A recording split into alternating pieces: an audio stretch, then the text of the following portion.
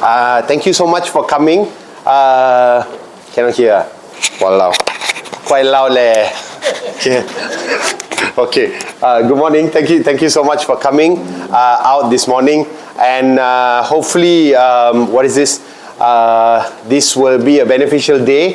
The idea for today is for you to pick up on new things and spread the word around about all these different things that are available within the cancer space. So basically, we're trying to be a marketplace in the sense that there's a lot of things that are out there for a lot of cancer patients to support people within the landscape, patients, caregivers, and all that. The problem is, I think it's not very easy to find. And sometimes for a lot of people, it's very compartmentalized. Somebody will tell you about something. So increasingly, we're trying to make sure that we just bring everyone together. Pasar malam lah. Very true Malaysian story.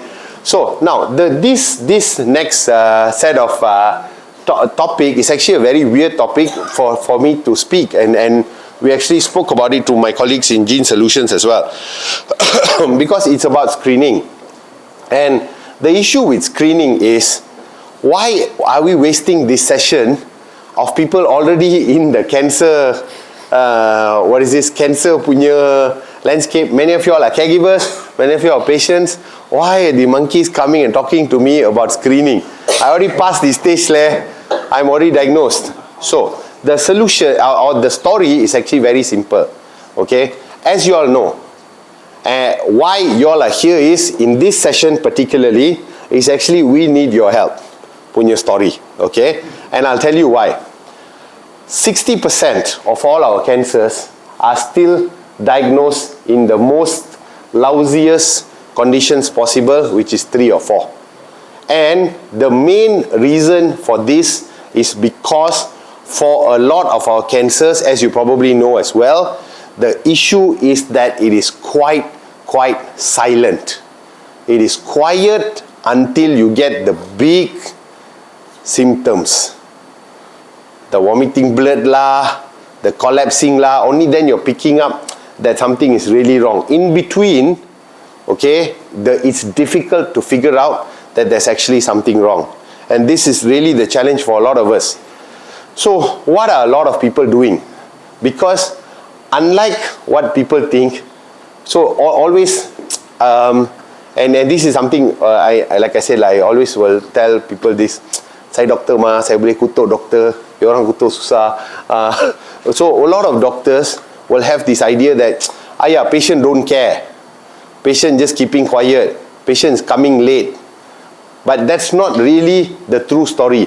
Almost all of our patients that we speak to, my patients, always are screening. They're going for health checkups. They are doing some testing or another. It's just that we are not picking it up. So the challenge for all of us becomes this race to find better and better screening tests which can detect earlier and earlier. So I will tell you about some of the problems that are being faced by patients in Malaysia. Every joker will tell you there's some new tests. Do you know there's a set of people who are selling you? It's like a membership. It's like okay, so some of you all look to be around my age. So you remember when about 15 years ago, this thing about timeshare was very popular at that time. Buy this membership and then you can go 2 weeks to Hawaii. Nobody ever went to Hawaii.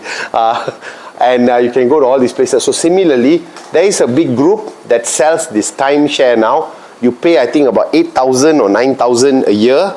But you have to pay every year.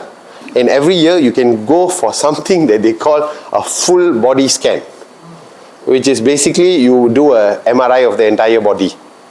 And it costs you about 8,000 to 10,000 a year. And I think people pay lah. So that's something which some people are doing as well. Where other people are doing tests which cost 20,000, 15,000, and we don't know what is the result out of all of this. So one of the challenges that we are all facing is how to get to a better screening test.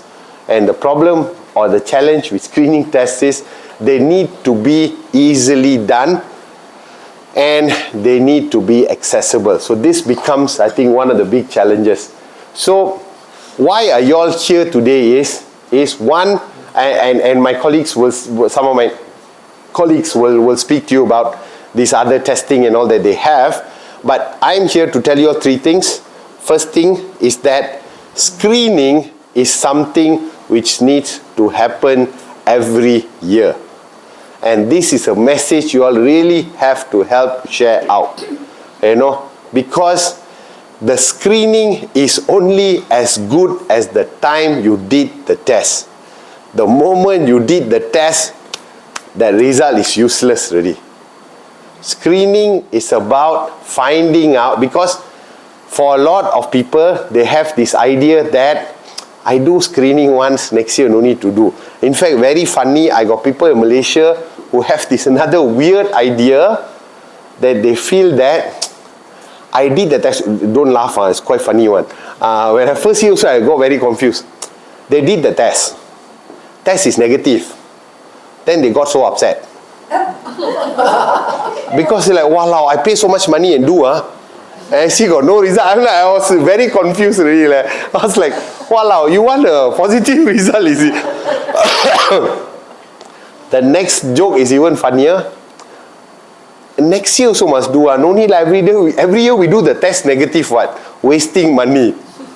So this is some of the weird kind of ideas that we have, it's misconception lah.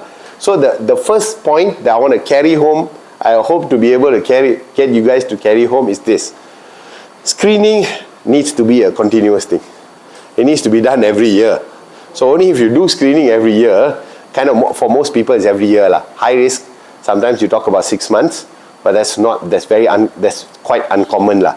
So for most people you talk about 1 year or 2 years or 3 years. For example, like now we talk about doing cervical cancer screening, HPV DNA, okay? You only need to do it twice in your entire life. 5 years apart, you do at year 0, you do one 5 years later, and you do one 10 years later. Count him, finish. You don't need to ever screen for cervical cancer in your life again. Or, if HPV DNA is a bit expensive, you can do pap smears. Even pap smears, you only need to do 3 years once. Because there's a spectrum of people this side who like, I don't want to pay, I don't want to do waste of money. There's another set of people. I have people who do pap smear 3 times a year. I got also. And then when I see hey, you just came, right? No, but 4 months already, I think I need to check. So they don't understand the rigorousness needed. Many of the screening is an expenditure. Everything is an expenditure. Correct or not? Some is, you can choose whether you want to eat steamboat or you want to eat, roti bakar. That is a choice. Unfortunately, with things like medical screening, it's not really a choice. Like you have to spend that money. So it's a forced spend, okay? You always look to be able to think about how you can do it judiciously. Judiciously means I only do it when it's necessary for me lah. Now some people argue steamboat is necessary every different discussion, okay? So, but when you talk about screening, it's actually only necessary at the intervals at which it's needed, right? Because you can save your money and keep it for something else. So that's the first point. Like screening is needed. It's needed at these regular times, and you need to do it in a timely manner. So now the next point that we want to put out to get people to kind of get to is this question of what screening, and this is where it gets a bit confusing. You can buy testing on Shopee. There are people selling all these different packages to do cancer screening. And in fact, one of the most common issue with which we start to look at screening is this stupid blood tests. So I most recently had a colorectal cancer patient who I diagnosed, Okay, I think about 2 months ago. And this is the problem. This person X, about 48 years old, okay, has been doing medical checkup since he was 35 every year, really rajin to do his schedule. And I'm quite haphazard lah, but this guy is like super OCD leh. He bring his medical checkup punya that, you know, the lab print when you go to Pantai or whatever this one, and then you get the Pantai punya lab or whatever. He got that 15 years punya folder. Mine, I think 1 week already become nasi lemak paper already. But 15 years punya folder, the fellow can bring and he can show you this blood test. So for colorectal cancer, for example, we always talk about this blood test called CEA. Okay, so everybody will tell you when you go and buy some lab test, the fellow will tell you, hey, why don't you tag on this most famous word? They'll tell you tag on something called tumor markers. And they'll tell you, no lah, your blood test already going to be 100 ringgit. You tag this one is 10, 20 ringgit. And you'll be thinking, never mind lah. Steamboat also suddenly in the middle, the floor asks you to put fuchok, right? Same story. Never mind lah, I'm just going to pay another 10, 20 ringgit. Now, here is the problem with CA. So this guy is showing me, okay, he has 15 years of CA, all normal. So the first question he asked me, Doc, now you diagnose me. How fair is it? Every year I'm doing screening. How come it doesn't show? And that's when I have to explain to him the sad reality. These tumor marker punya blood tests actually are useless for screening for cancer. You know why? CEA, for example, when CEA is high, it doesn't mean you have colorectal cancer. First problem. But when it's low, it also doesn't mean that you don't have cancer. And that's the problem with these tumor markers. They are excellent to be used to monitor patients who already have cancer. If you already have colorectal cancer, then CA works. They use it to monitor whether the disease is progressing or not. Same with a lot of these other tumor markers. So, first thing is, I come back to the second question. I told you 3 things that I want to talk to you. The second thing is, what tests are you doing when you're speaking about screening for cancer? Becomes critical. Because when you do CEA, it does not mean, for example, that you don't have cancer if it's low. It's not an accurate test. However, when it comes in that nice plastic folder from Pantai or whatever the lab, we believe that and we don't do any other screening tests. Unfortunately, for example, the big screening test for colorectal cancer is IFOBT. IFOBT is a stool test. You get it free. Every single government clinic and hospital gives it for free. Even if you did it in a private hospital or private clinic, maybe about 20 ringgit, 25 ringgit. It doesn't cost more than that. So it's a lot cheaper than doing anything else. However, you know what's the problem with IFABT? Very paise. Because you have to give your stool. You have to give your shit lah, basically. And in fact, nowadays the stool, the test now a bit more, they got a bit more brains already. Before this, it was quite difficult. Nowadays, they actually give you a spoon. And a plastic. No, before this, when originally about 10, 12 years ago, you actually have to, you have to, it's very stupid punya collection mechanism.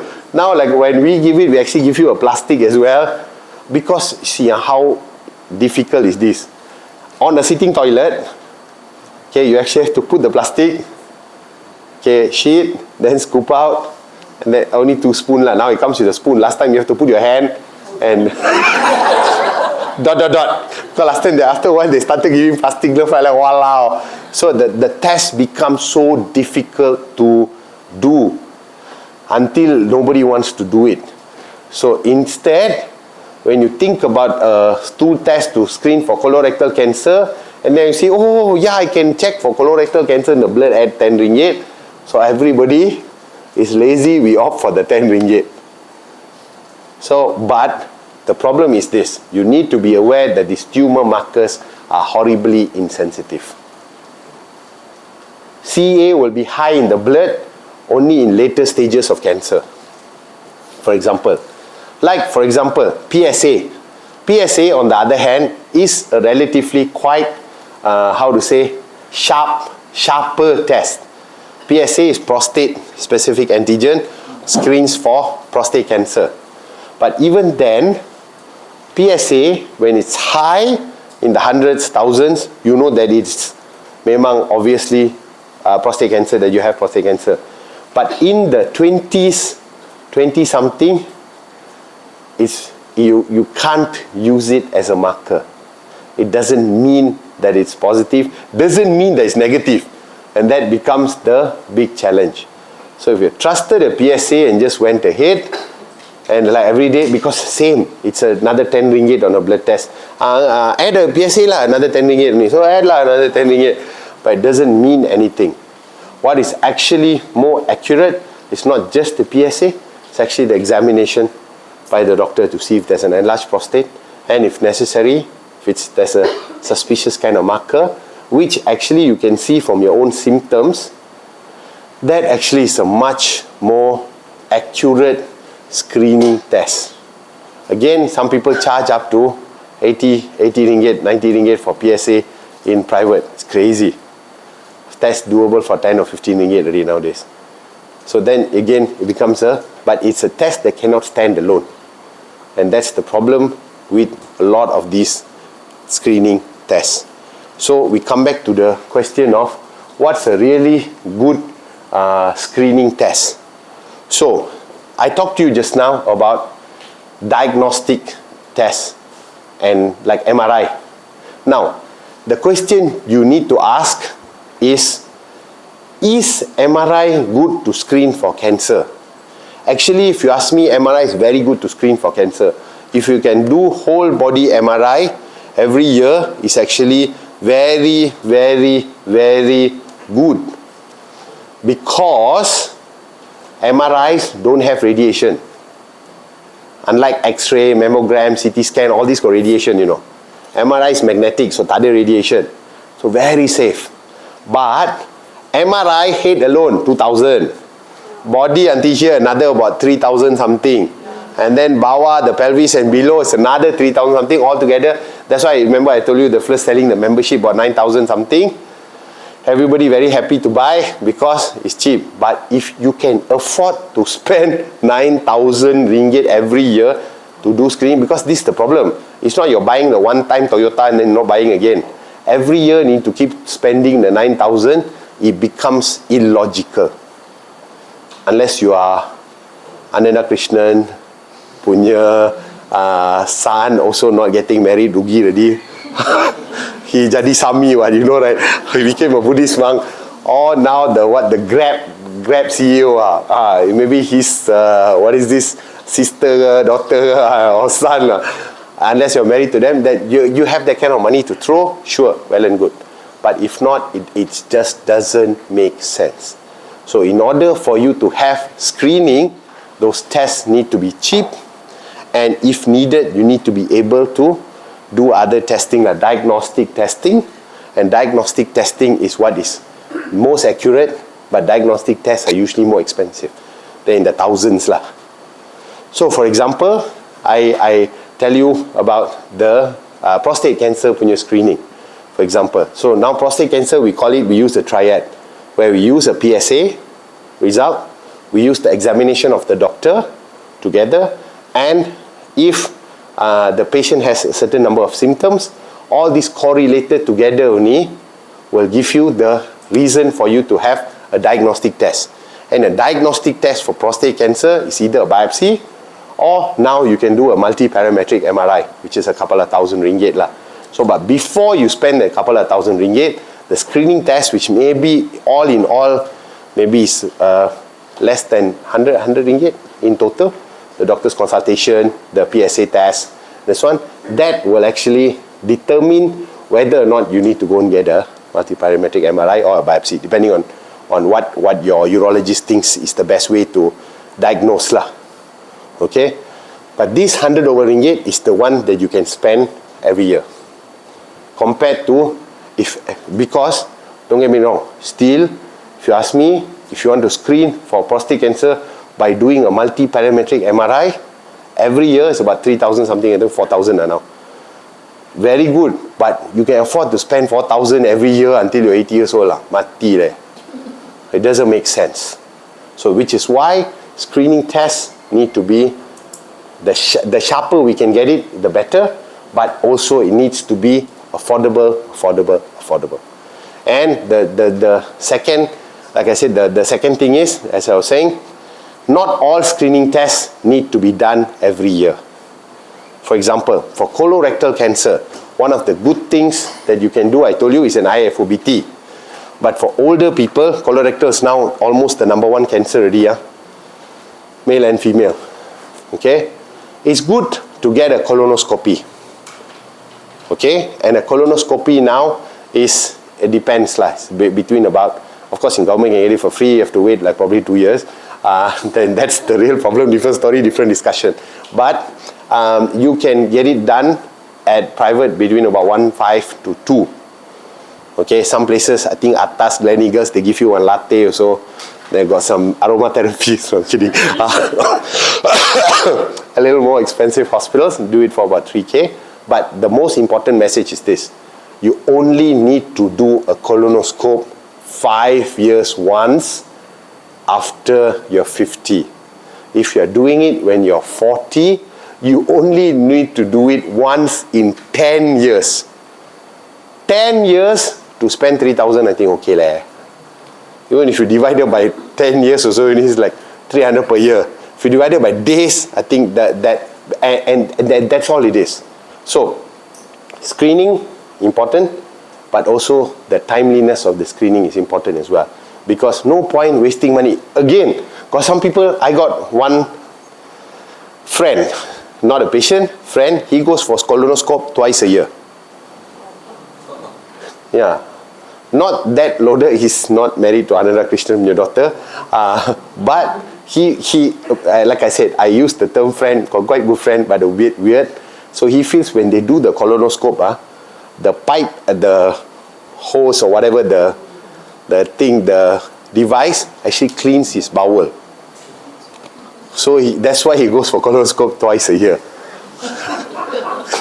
That's why I already gave you the disclaimer, Mama the bit say well. So the challenge is, you only need to do it at 40, you only need to do it 10 years once. And at 50 onwards, you only need to do it 5 years once. And then that becomes a logical span. Sir?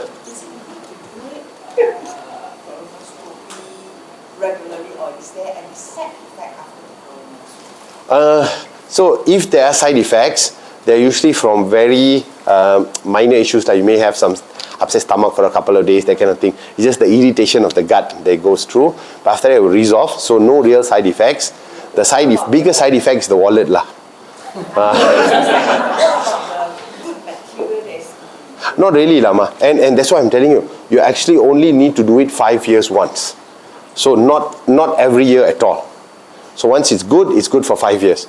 So in terms of 1 minute, so and if you're doing it, I usually recommend after that about 2 weeks that you actually go back on yogurt and lactobacillus and all that.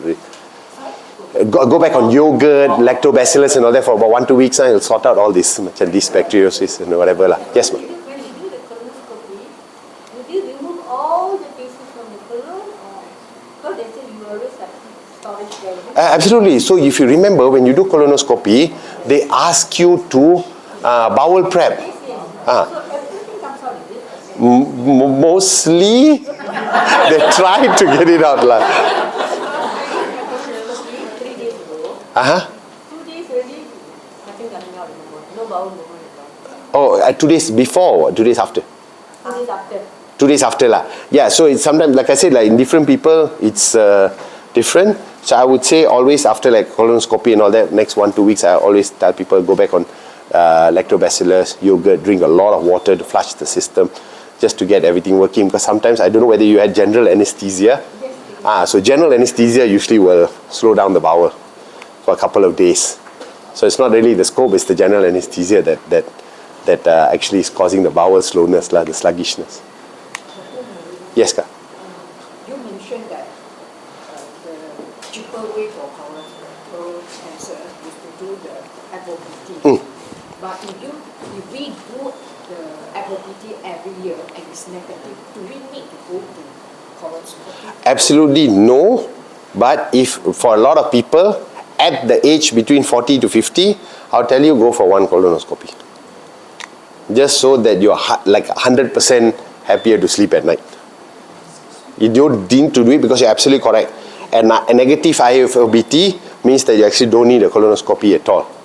But if you want to do one, you can do one in that 10-year gap. Yes, sir. What happens if they found out that there are some polyps that they have to remove it during the colonoscopy, and how often subsequently they have to do it? Okay, so a really good question. Hold on to that, because I want to make my next point and then I'll answer your question. Okay, now, who cares about doing screening early? Why are we so bothered about picking up this stupid cancer early? For only one big reason. At symptom stage or signs stage, okay, meaning when there's, for example, there's some lump, usually actually when you have bigger lumps and all that, we start getting bothered because usually it's a later stage of cancer. Okay, later stage means it's just so much more difficult for us to cut, for us to treat, for it to burn, whatever. Now, screening, and comes back to this point that I want to make, that the earlier you can detect the disease, the much better it is, because we can really nip it in the bud before it ever even kind of surfaces. And the very, very good thing about some of the cancers is we talk about cancer in stage 1, stage 2, stage 3, stage 4. But for some cancers, we can talk about stage 0. So stage 0 in terms of breast cancer, you can pick up in stage 0. Cervical cancer, you can pick up in stage 0. Colorectal cancer, you can pick up in stage 0. Prostate cancer, you can pick up in stage 0. Okay, and when you pick this up in stage 0, I use what Puan's example is. So in colorectal cancer, stage 0 is actually you start seeing cervical polyps. Okay, cervical polyps is like the precursor for it to become cancerous. And if I get during the colonoscope, because it's a buy one free one, nobody go colonoscope and then when they find polyps, they say, okay, we leave it, then come back another 2 years. No. So when you go down into, when you do a colonoscope, any any colorectal polyps that they find, they actually clip, they cut and take out. And when they do that, immediately the risk of cancer for the next 10 years becomes 0. So it's not only I detect in stage 0, but I can already cut it off for the next 10 years as well. And that is the really big advantage. So usually after a polypectomy and all that, we will scope much more often. So it's not 5 yearly, usually it's 1 year for the first 3 years, then after that they slow it back down. What people if they say they cannot remove all the polyps?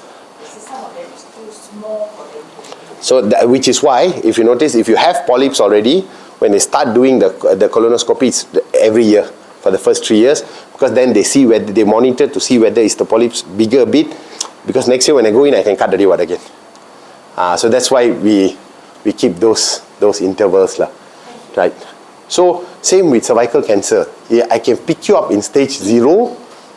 They do either by cryo or removing the lesion. You never have cervical cancer in this lifetime. So for me, it's actually a life and death issue.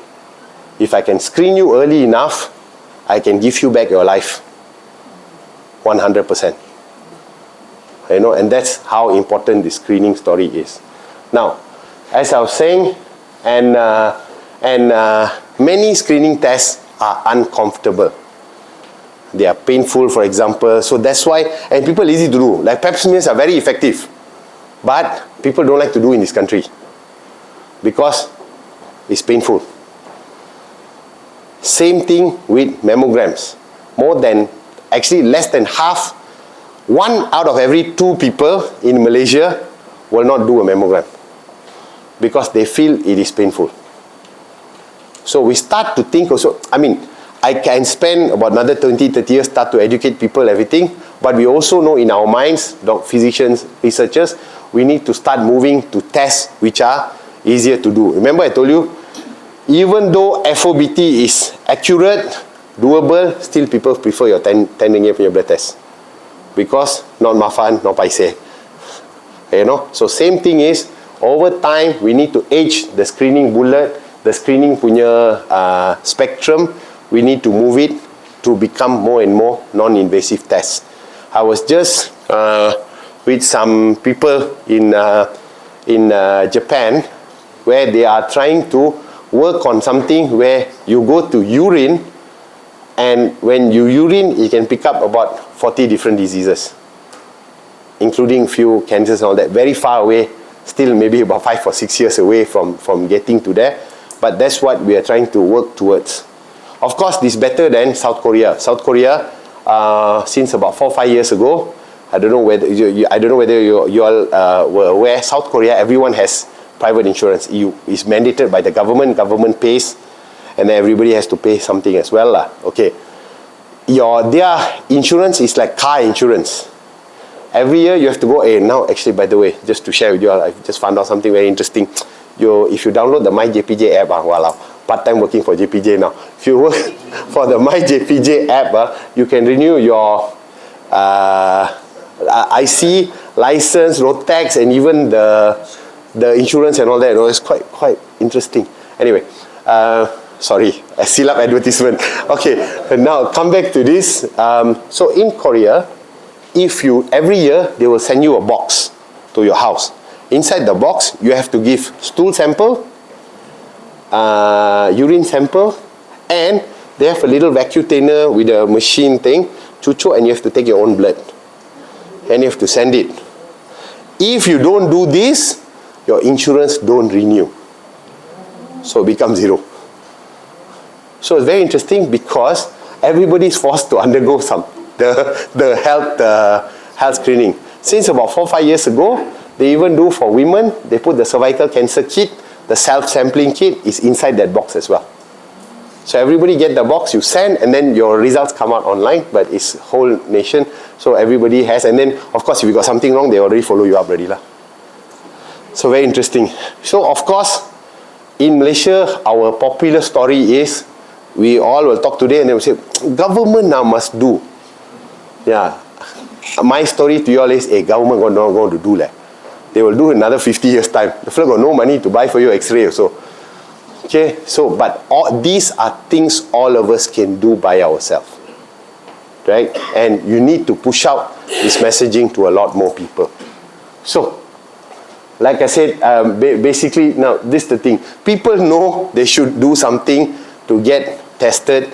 But like I said, a couple of barriers in Malaysia. One, people feel that it is painful. Things like pain, uncomfortable, one thing. Second thing is, and very funny and true, when they get a negative test, they get very upset. Why am I spending this money? Third thing is, Malaysians are one of the most forgetful people in the world. Forgetful in the sense that Highland Towers fell, so many people died. After 3 weeks, people still booking condo in Genting Klang area. So same thing, and this always happens. So I don't know whether, again, you all look to be my generation of fellas, so going to be quite difficult to associate. How many people watch all these Marvel movies? See, they're different generation, all these young, oh, okay. Spoiling the market, so you. So if you notice, the guy, Black Panther in Marvel, Chadwick Boseman. So Chadwick Boseman is a moron. Leave him aside for a while, okay? Because Chadwick Boseman had colorectal cancer. Chadwick Boseman, I say Chadwick Boseman is a moron because the monkey never went and got treated and died from the colorectal cancer. But the moment people found out that he died from colorectal cancer, and a big study by American Cancer Society, the rate for screening of colorectal cancer went up almost 1,000 over %. Because everybody like, wow, Black Panther also can get cancer, I so must go and check. So, unless we can get J-Lo, Taylor Swift, all these people to start getting cancer, touch it. Fine, then Taylor Swift summon me. What is this? To get cancer, we actually won't be motivated. So in our normal story, when somebody you know around you gets cancer, all of us will rush in, go on screen straight away, or go and check up for that 1 month. After that, forget back again. So this thing is something that needs to be repeated. Repetitive, it needs to keep on going on and on. And I think that is the story.